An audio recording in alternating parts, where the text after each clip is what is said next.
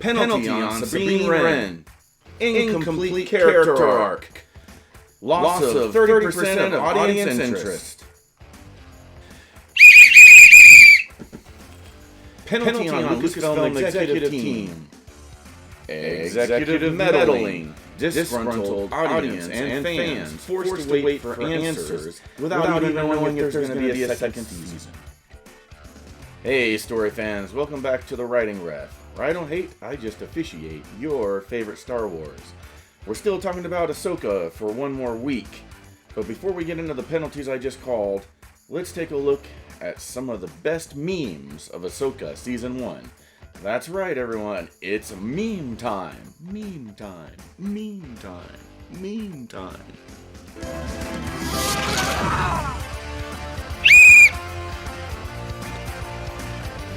Somehow Palpatine returned.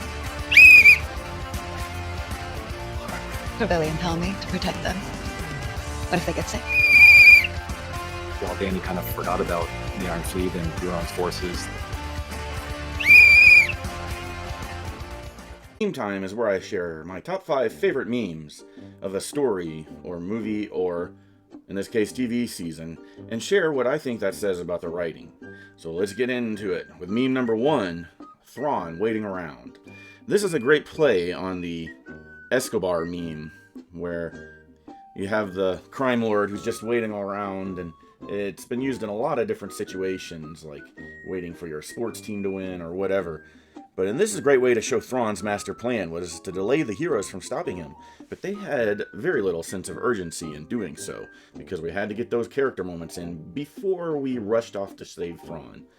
And Sabine being the most guilty of this, I think Thrawn was very bored waiting for the heroes to get their act together. Meme 2. Ahsoka. For this one you have to know a little bit of Japanese to get the pun. In Japan, when you are being told something and you understand, or maybe you didn't get before, but now you understand, you'll often hear a Japanese person say, "Ah, Ahsoka. That makes sense. I've got it now." So, this is playing on the fact that a lot of people are being introduced to Ahsoka for the first time, and a lot of people spell her name wrong. But it's just kind of funny in that I think puns are the highest form of humor, and so I had to share this one. Meme number 3, McThronald McDonald. I like this one because it's just hilarious to see Thrawn dressed like Ronald McDonald. But really, is he any more scary than a McDonald's manager to a lot of people who have never met him before right now? See my Thrawn video for why this is so funny. Meme number 4, Ahsoka doesn't understand, and Anakin says, "Well, that's your problem." To me, this is a very good representation of the entire season of Ahsoka. If you are a Clone Wars and Rebels fan, chances are you enjoyed this show a lot more. Whether they managed to bring in a lot of new fans or not is really still up in the air, but with 2020 as hindsight, try as they might to include everyone, it's got to be really hard for a writer to write 11 seasons of television, like Dave Filoni did, and work on those 11 seasons, and then to have it not feel like more of a continuation than something new. So I didn't envy that job, but really, I've come to realize you really enjoyed this season a lot more, if you were at least a Rebels fan. And finally, meme number 5, Filoni. Filoni! It's a very famous Rebel scene where Maul is very frustrated and wants his revenge on Kenobi and screams his name in a very classic way. Sam Witwer does a great job acting as Maul there.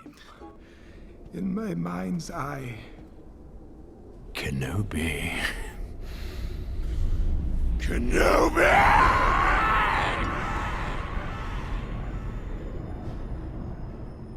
But everyone being equally frustrated with not knowing if there's a season 2 and having so many unanswered questions, you just can't help scream in frustration. So this is my number 1 theme, my number 1 meme for Ahsoka Season 1. Let's talk about those penalties.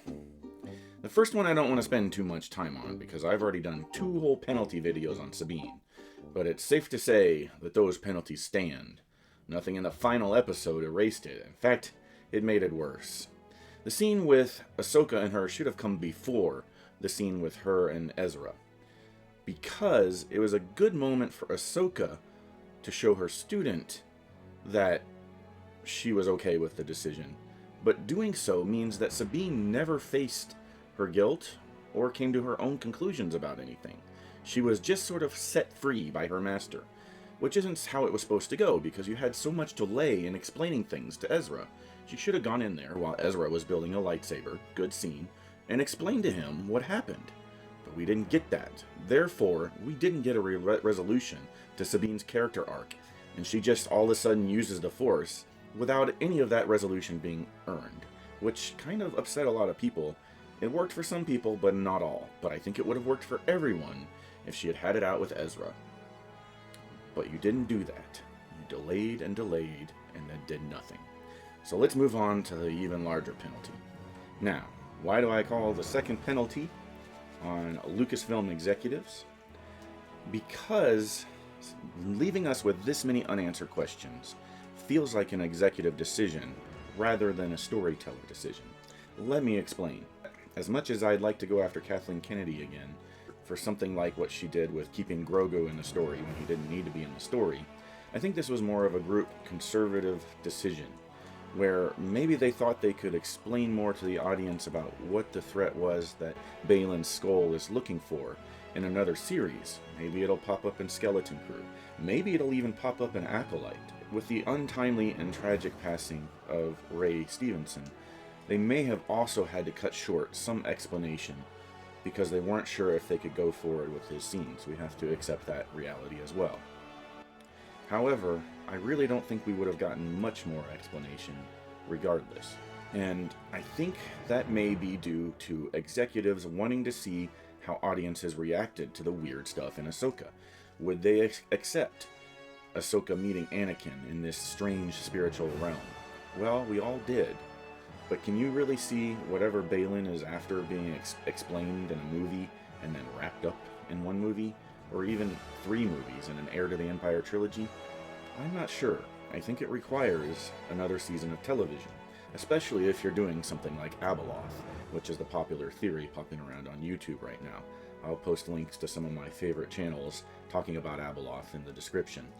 But she is a god-level evil force threat that could affect the Star Wars universe as a whole, and only someone as powerful as a chosen one Anakin or a fully potential Luke Skywalker could defeat her. So are we getting to Abeloth?